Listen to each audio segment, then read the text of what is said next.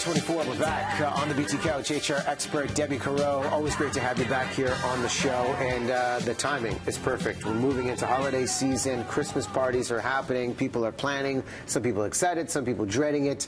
First question, do we need to go to the office Christmas party? I love that question. Unless you've got a compelling reason not to go, it's really important you show up. Even if it's just to walk in, say hello to everyone, show your face, and make a graceful exit, it shows you're a team player if you show up. Okay, so you do show up, and then there's etiquette, because right now there is a heightened culture of safety, especially when we talk about sexual harassment. How has etiquette changed when it comes to the all-important Christmas party? So let's look at the workplace first. So if you're organizing a party or if you're the manager, many things have changed. So first of all, we're seeing organizations, first and foremost, are serving less liquor. So last year, 66% of businesses were having liquor at their Christmas party. This year, it's under half. So that's one thing. More and more people are having the office party in the work environment during the day. Or if they're inviting guests, they're inviting spouses only. So the workplaces have changed. The other thing they're doing is they're not just making it about the bar. They're having distractions, so fun photo booths with costumes, secret Santas, or even doing something philanthropic instead of just having a party where you're dancing and drinking. So some of those things are how it's changed for the employers. What do you say to the person that's going, saying, well, you know what, this is my chance to let loose. I want to have fun with my colleagues. I want them to see, you know, the other side outside of work. What do you caution them with if that's their mentality? Yeah. So you want to have fun, and if you want to go and make it a social gathering, that's great.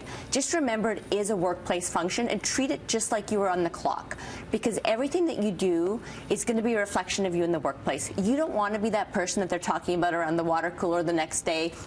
Or you don't want to be that last person there at the end of the night that doesn't have a ride and the boss has to drive you home. And you certainly don't want to be that person where they're trying to pull your keys away from, because that's going to follow you in your career, not just that night.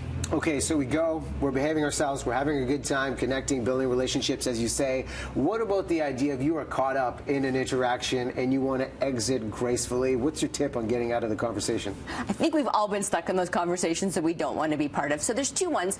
If you're fairly confident, you can use a line like, it's been great talking to you, but we really should mingle.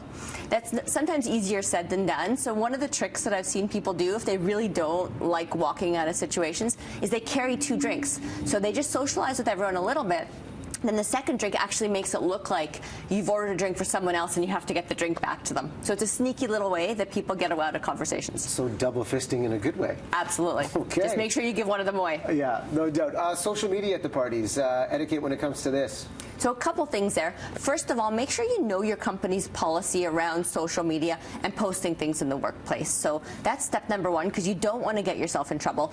The other thing is never post when you've been drinking. That's one of those those rules of thumb. Don't drink and post. Don't drink and post, because by the time you go and you see what you posted in the morning, it might be too late to take it down.